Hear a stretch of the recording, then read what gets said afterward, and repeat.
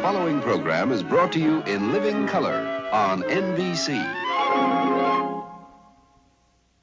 In 1968, NBC premiered a made-for-TV murder mystery movie featuring Burke's Law star Gene Barry in the lead role.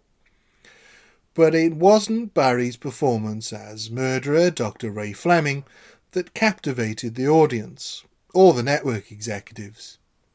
It was the unassuming but brilliant detective that stuck in their minds. Lieutenant Columbo of the Los Angeles Police. Hello there.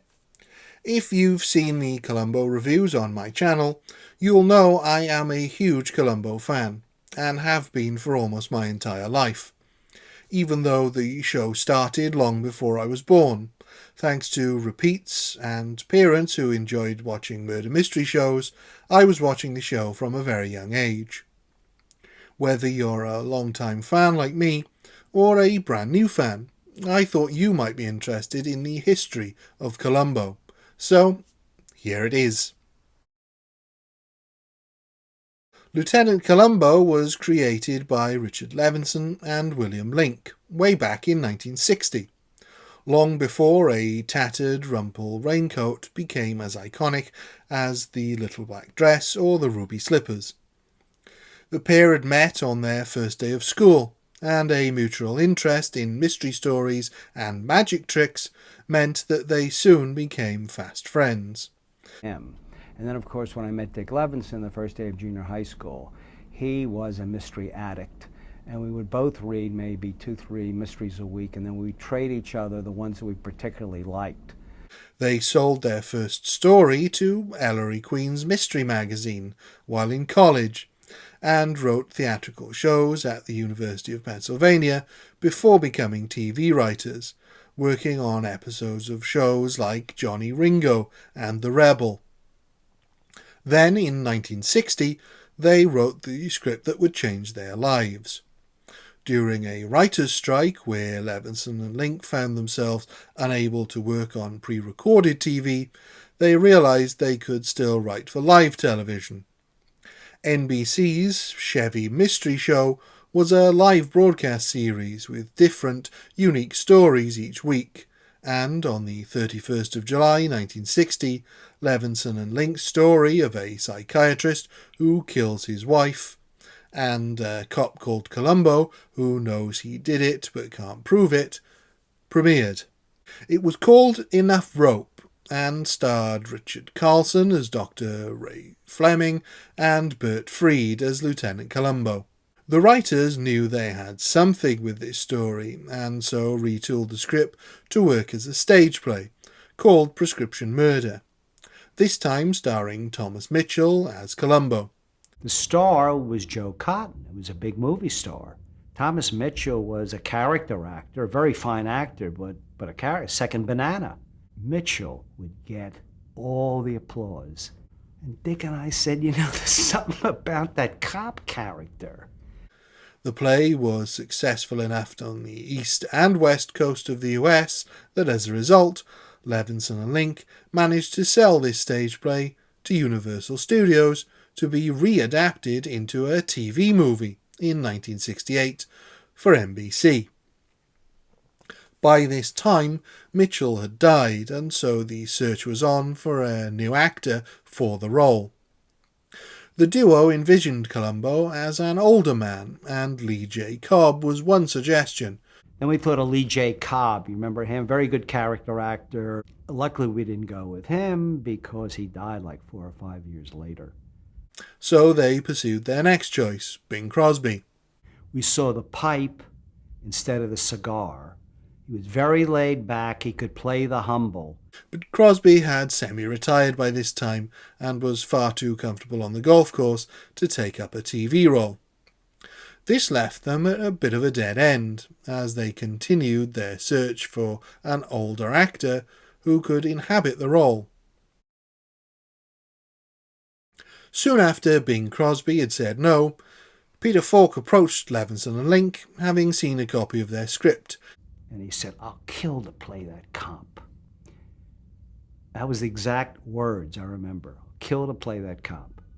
and history was made. Falk was cast and Prescription Murder aired on the 20th of February 1968, starring Gene Barry as Dr. Ray Fleming and Peter Falk as Lieutenant Columbo. As the intention was to pitch this as a potential pilot for a Columbo series, the ending was changed from the play to make the Ray Fleming character much less sympathetic than he was, as he was no longer the main character, and this started a long tradition of unsympathetic murderers in Columbo. The character of the lieutenant wasn't fully formed at this stage. He had the raincoat, but looked much neater than he would in future appearances, and not quite as relaxed. But he's still recognisably the detective audiences would come to know and love. The TV movie was a ratings hit, and clearly made an impact with the higher-ups at NBC, as the success of the film meant that they wanted to proceed with the series, but Falk didn't want to commit to TV at that time. The idea of a series stayed with NBC, and they tried to get Falk to commit a few times over the years, but Falk was doing well enough in film to refuse. He was hanging out with John Cassavetes, they're all good friends, and Ben Gazzara. And if he got locked into a series again, he had no time. Unfortunately, through no fault of his own, Falk fell on hard times, and after taking some advice from Cassavetes about doing commercial work to fund his passion projects, Falk finally committed to a Columbo series, with Falk fully on board, but with conditions. Falk had given Universal a stop date because he had to go to New Haven to Mike Nichols. He was going to do Neil Simon's play. Levinson and Link weren't happy about having to do a second pilot and had no time to write it, so they gave their story to Dean Hargrove. Hargrove was able to add some of the quirks that would become part of Columbo's DNA, and Falk contributed to the look by bringing his own tie and insisting on keeping his hair longer and wearing an entirely brown suit. There were still elements of the character not yet present in this pilot, but it is markedly closer to how the character would remain for the rest of the series than he was in Prescription Murder. What set Columbo apart from other mystery shows wasn't just the idiosyncratic detective. It was the inventive format of the show. It was an inverted mystery, meaning the murderer would be shown to the audience virtually from the start, so the audience knows who did it, even though Columbo doesn't. The mystery comes not from finding out who did it, but by finding out how Columbo catches them. The more perfect a murder seems, the more interesting it is to see how Columbo works it out. And I thought I'd perform the perfect murder. Perfect murder, sir. Oh, I'm sorry. There is no such thing as a perfect murder. That's just an illusion. This show wasn't the first to do an inverted mystery. Hitchcock had done it twice for Rope in 1948 and Dial M for Murder in 1954. The latter featuring two actors who would later appear in Columbo episodes, and the former serving partly as inspiration for an episode. The inverted mystery format's origins are with R. Austin Freeman's short story collection from 1912, The Singing Bone, and had also been used for a 1954 episode of Dragnet, but it was, and remains, an underutilised format for mystery stories. The genius of this format is that with a traditional whodunit, we find out who the killer is at the end, and then the brilliant detective tells us how they did it, and how they figured it out. All of it comes after a series of clues that may or may not help us figure it out, and sometimes everything we've seen will be irrelevant, as the sleuth reveals something not revealed to the audience. It can be, and often is, very entertaining, but the tension comes entirely from whodunit. With How Catch'ems, as the inverted mystery came to be known, we are watching the detective find clues to a mystery we already know the answer to. and we are looking for how they can either use them to find the truth or catch the killer in a lie, or if they will be of any use at all. We're the ones who get to pick out what are and aren't the red herrings. It makes every conversation Columbo has with the killer more important to the viewer, and how Columbo catches them is still usually surprising and ingenious, thanks to the brilliance of the writing. Sorry to disappoint you, Lieutenant. Fingerprints won't help you at all. My fingerprints are all over those paintings. We're not looking for your prints. What? My fingerprints are on those paintings. It's a setup, that's all. You touched those paintings just now while I wasn't looking. You saw him do it, didn't you? When they were working on it. He touched them. In Ransom for a Dead Man, where Lee Grant's Leslie Williams kills her husband, then disguises it as a kidnapping, we see what seems like a perfect cover-up of the murder, where she dumps the body at sea, then sets up an elaborate kidnap plot which sees her dump the ransom bag from a small plane, which is discovered empty, because Williams has pocketed the ransom. Columbo notices small details about how she reacts to the situation, as well as larger details, such as why the kidnappers took the money but not the bag it was in. It's these unexpected details that make him dig deeper until he catches her with the ransom money, which could only have been taken by the killer, her. The role of the murderer would usually be played by a famous face from film or television of the day, and then it would be a battle of wits between them and the lieutenant. In the first episode of the series, Murder by the Book, it was Jack Cassidy who took on the role of killer Ken Franklin, with little-known director Steven Spielberg behind the camera, shortly before his Hollywood career skyrocketed. When I read the script by Bochco, and I guess story by Lincoln Levinson, I thought, man, this is the best script anybody has ever given me, ever. Levinson and Link were so impressed by the work Spielberg had done on the episode that they moved Murder by the Book up as their premiere episode, as it was supposed to air second after Death Lends a Hand. It's the story of a writer killing his writing partner as they are on the verge of breaking up. Well, it's not really a divorce. Oh, sure it is. Come on, let's be honest. I mean, it's no alimony, but it is a termination.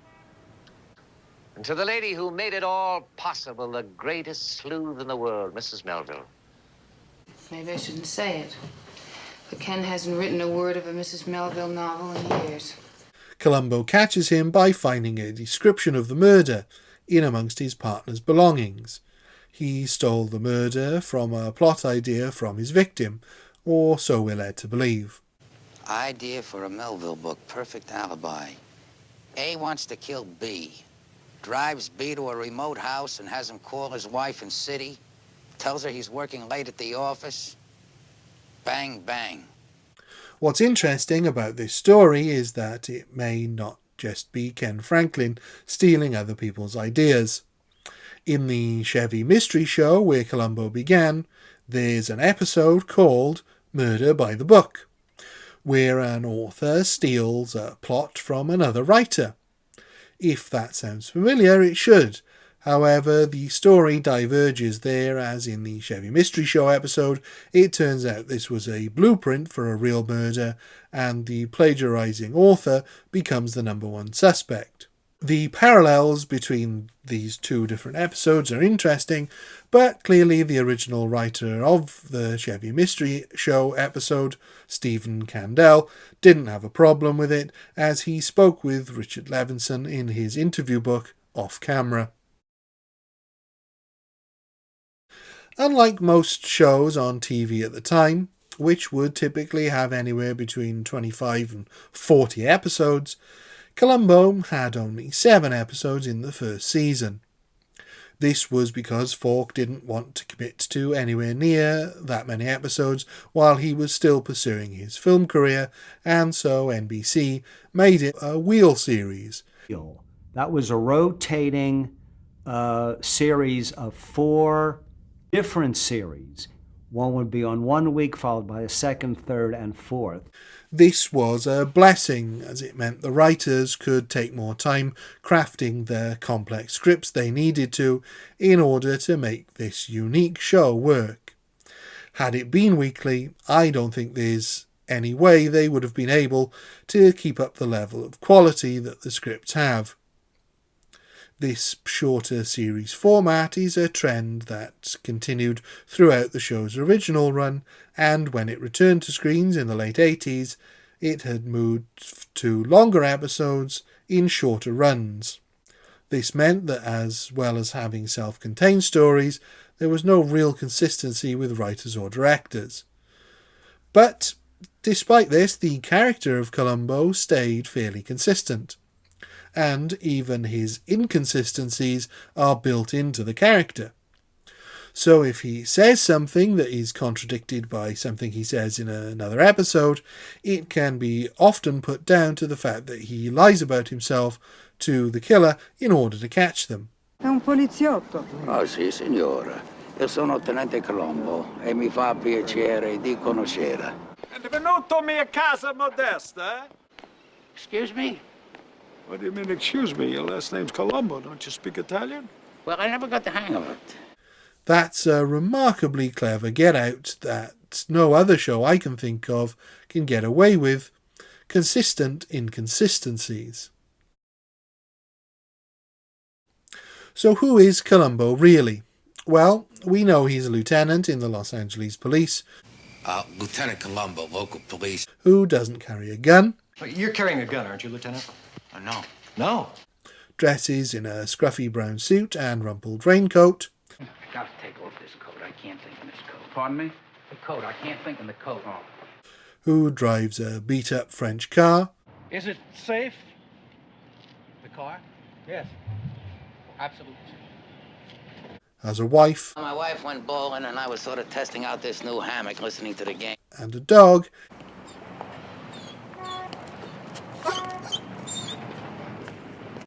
He enjoys a cigar. Help yourself.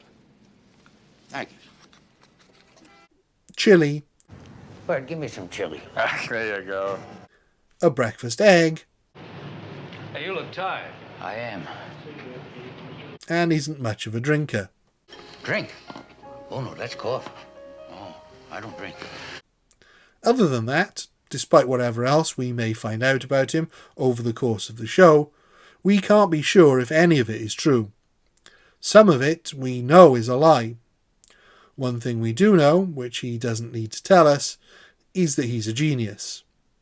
He sees things no one else sees and finds ways to catch killers no one else would ever think of, even if he sometimes has to bend the rules to do it. You know, we're lucky Lenore lost this. She didn't lose it. What? But that's impossible. If it isn't hers, whose was it? Who knows? If, however, you do listen to Columbo's version of himself, he has dozens of nieces, nephews, brothers and sisters who all do a variety of jobs and has a variety of hobbies. He can't do puzzles or work out the murderer in whodunit stories. He doesn't know about music, science, celebrities or art. That last one might be true. Now this here, I see it doesn't have a title. That, sir, is the ventilator for the air conditioning. Part of the reason he has so many relatives is apparently down to Falk and the writers not really keeping track of who he's mentioned previously, and so wrote in these inconsistencies as a character trait. I would forget what I said the last time, whether it was a nephew or could have been a brother-in-law or a sister-in-law. So by this time, he's accumulated an army of relatives.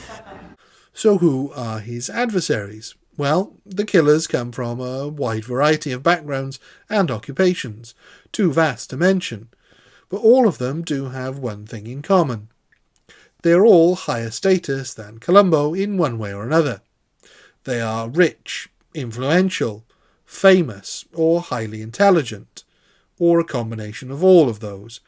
But Above all, they are all-powerful and all egotistical, which is why they all think they have committed the perfect murder, and why it's so very satisfying when they discover they haven't.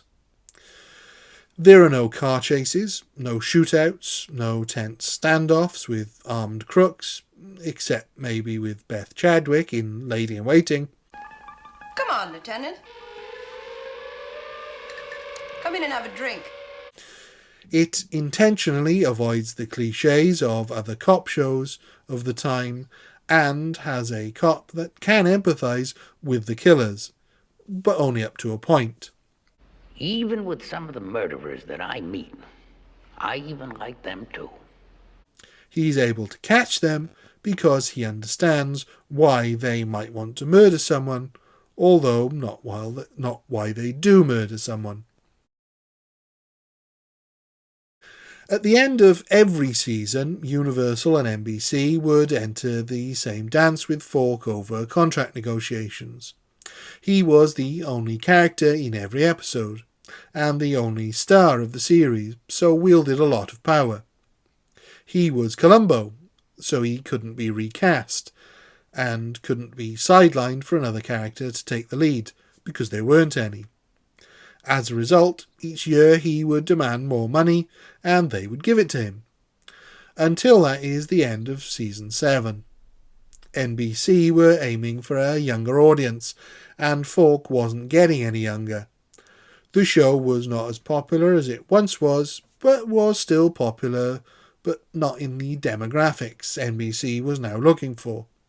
So the original series ended in 1978. NBC may have been done with Peter Falk and Lieutenant Columbo, but they were not quite finished milking the franchise, and, despite not owning the character, who belonged to Lincoln Levinson, they were free to use the Columbo name, and that's exactly what they did, with a new series in 1979 called Mrs. Columbo, starring Star Trek Voyager's Kate Mulgrew as Kate Columbo, the previously unseen wife of the Lieutenant, who never appeared in this spin-off. The plot saw news reporter Kate solve crimes while raising her daughter, and it was a disaster. Falk, Levinson and Link hated it, and audience didn't care for it either. After the first season, they retooled the series, giving Kate an off-screen divorce so that she could be renamed Kate Callahan in the newly titled Kate the Detective, and it was retooled again halfway through Season 2 into Kate Loves a Mystery, with all traces of the connection to Columbo removed, but was ultimately cancelled before the end of Season 2. Levinson and Link said that if Columbo had still been on air at the time, they would have had a scene with Falk's character complaining, "There's a woman who's running around pretending to be my wife." Columbo would return to TV for all new episodes from 1989 to 2003, although somewhat sporadically, as the relaunched series went on. The first episode would be directed by Leo Penn, Sean and Chris's father, who had directed the final episode a decade earlier. Falk was given a producer credit, and over both its runs, various actors would reappear in different roles, with Patrick McGoohan appearing most often as a murderer on 4 occasions. Robert Culp would come back 4 times as well, although only as the murderer on 3 of those occasions. Jack Cassidy would come back 3 times, and William Shatner and George Hamilton twice. Ray Milland, Ed Begley Jr., Tyne Daly, Dabney Coleman, Joyce Van Patten, and Robert Vaughn would all appear twice, but only once as the murderer. And several other actors would reoccur in different roles, several of these being friends of Peter Falk, including his wife Sheridan Azey, who appeared 6 times. Patrick McGoohan also wrote and directed episodes and became friends with Falk because of the show.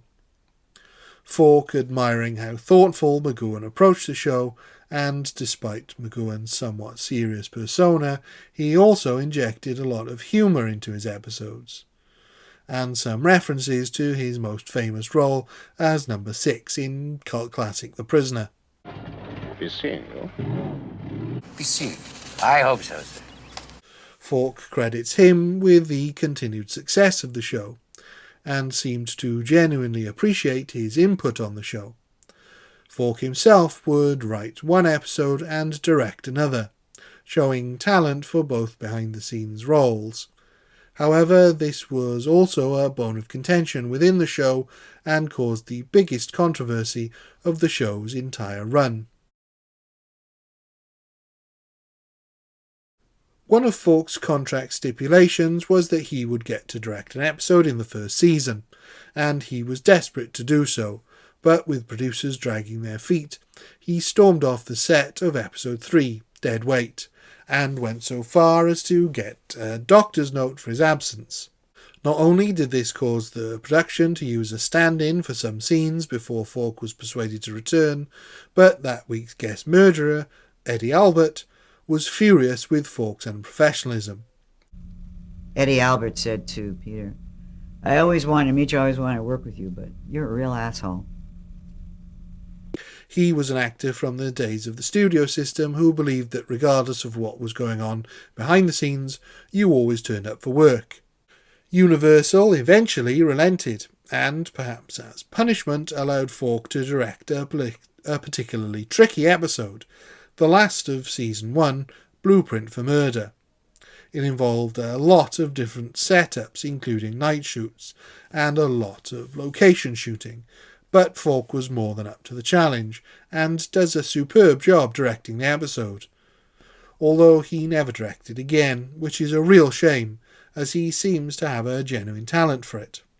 Falk would also only write a single episode of Columbo, but not until the relaunch series, with the episode It's All in the Game, which sees Columbo, almost seduced by Faye Dunaway. Lawrence Statton. Again, he does a great job, and it's a shame he didn't write more, although he did contribute to the writing of virtually every episode he was in, and helped mould the character of Columbo to be far more Falk-shaped. The legacy the show has left behind is difficult to quantify in some respects, as nobody really dared to copy the inverted mystery format. Some episodes of Monk and the occasional Diagnosis Murder episode did employ it, as did a few other shows, but overwhelmingly, mystery shows still use the traditional format. In 2023, Rian Johnson's Poker Face brought it back with a vengeance to widespread acclaim, so it will be interesting to see what transpires as a result of the success of that show. In recent years, lots of people have discovered the show for the first time or rediscovered it during the pandemic, which may well be what brought you to this video.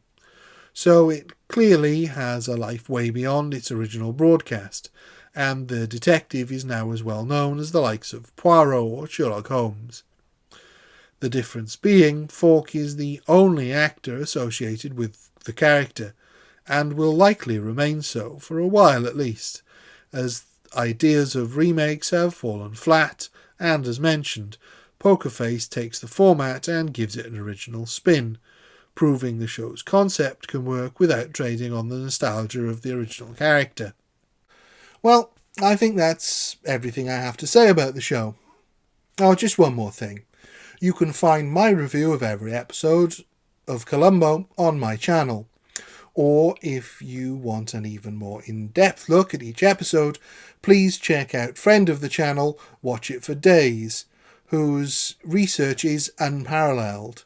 There are also several podcasts about Columbo, so check out your podcast provider for those, and I recommend the books Just One More Thing, Peter Falk's autobiography, Shooting Columbo by David Koenig, and The Columbo Companion by The Columbo File, who runs the fantastic website of the same name.